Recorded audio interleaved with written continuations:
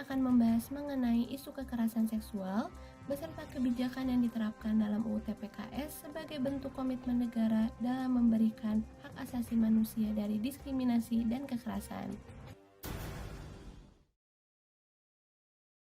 Berdasarkan data dari Kementerian Pemberdayaan Perempuan dan Perlindungan Anak, sepanjang 2021 terdapat 10.247 kasus kekerasan terhadap perempuan. Selain itu, Komnas Perempuan juga mencatat pada 2021 terdapat 9% kekerasan berbasis gender kerap terjadi pada perempuan yang dilakukan oleh kelompok yang seharusnya menjadi pelindung dan teladan. Seringkali, pelaku kekerasan adalah pihak yang memiliki kekuasaan terhadap korban. Kita tahu bahwa kini di Indonesia dalam keadaan darurat kekerasan seksual.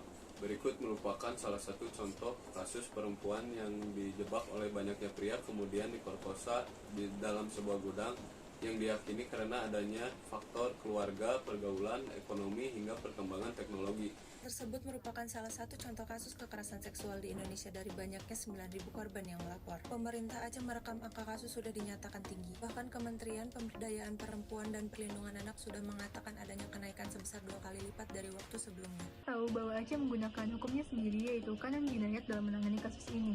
Namun, penanganan tersebut masih dinilai tidak memberikan efek jerah bagi para pelaku, karena dilihatnya masih bahkan semakin banyak kasus kekerasan seksual yang terjadi berulang.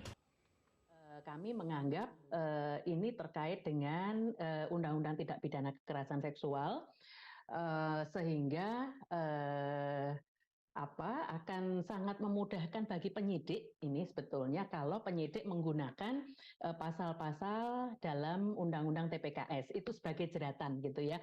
Jadi tadi sudah menggunakan pasal-pasal Undang-Undang Perlindungan Anak, kemudian juga menggunakan KUHP, dibungkus lagi dengan Undang-Undang TPKS sehingga jeratannya ada 3 undang-undang yang menjerat pelaku. Setiap orang yang melakukan pemaksaan untuk menggunakan alat kontrasepsi dengan kekerasan atau ancaman kekerasan dapat dipidana akibat pemaksaan sterilisasi dengan pidana penjara paling lama 9 tahun dan atau denda 200 juta rupiah.